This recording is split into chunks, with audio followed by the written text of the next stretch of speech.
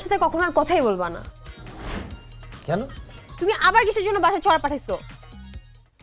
তোমার এই রাগ আর ক্ষোভ দেখে আমার 2 লাইন ছড়া আবার মনে পড়ছে।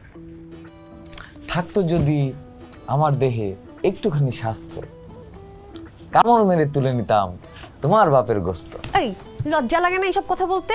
কিভাবে বলো তুমি এগুলা? তোমাকে কতবার বলছি তুমি এইসব ছড়া ফড়া আমার বাড়িতে লিখে পাঠাবা না, বাবা এসব পছন্দ করে না।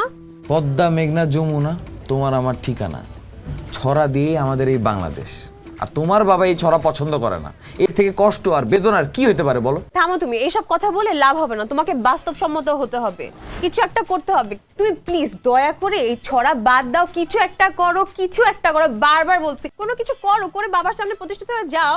তোমাকে কতবার বলেছি আমার ফ্যামিলি স্ট্রাকচারে কোনো চাকুরিজীবী নাই, আমরা ব্যবসায়িক পরিবার, আমরা কারো অধীনে যে গোলামি করতে একদম রাজি না।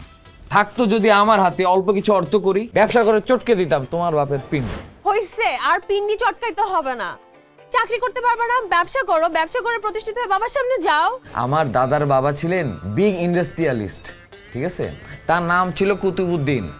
সে ব্যবসা করে তার নাম কোন জায়গায় তুলে নিয়ে গেছে আমি তোমাকে বলে প্রকাশ করতে পারবো না। কিন্তু আমার বাবা আব্দুর রশিদ, সে মদ খেয়ে আর ফালতু বন্ধুদের পাল্লায় পড়ে আমার দাদার এই ব্যবসাটাকে ধ্বংস করে দিয়ে গেছে। আর আমি ইমতু মাঝি বাবার এই ধ্বংস করা ব্যবসাটাকে টেনে তুলে দাঁড় করানোর চেষ্টা করতেছি। আর তুমি যে ছড়ার কথা বলতেছো না, এই ছড়াটা হচ্ছে আমার জীবন। এই ছড়াটাই না আমাকে বাঁচা রাখছে। আর এই ছড়াই আমাদের কিন্তু সবকিছু ধ্বংস করে দিচ্ছে। তুমি আর কখনো কুরিয়ার করে বাবাকে এসব ছড়া ফড়া পাঠাবা না। অন্তর থেকে ছড়াগুলি ঝরে পড়েছে, তাই আবেগে পাঠিয়ে দিয়েছি। তোমার আবেগের মূল্য এখন ভয়াবহ। বাবা রেগে ফায়ার, কোনো ফায়ার সার্ভিস দিয়েও তার আগুন নেভানো যাবে না। আর একটা কথা, তোমার আজকেও শাহবাগে আসতে 1 ঘন্টা লেট হয়েছে। বিশ্বাস করো, তোমার কাছে সময় মতো আসতো, আজকেও আমি বাসে ঝুলতে ঝুলতে আসছি। আর এটাকে না বলে বাদুর ঝোলা। আমার নাম ইমতু মাঝি, ঝুলছি আমি বাদুর হয়ে, অধরাকে ধরবো বলে ছুটতে চাচ্ছি তীরের বেগে।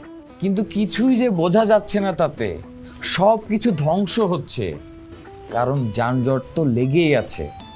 কথাটা কি বোঝা যাচ্ছে?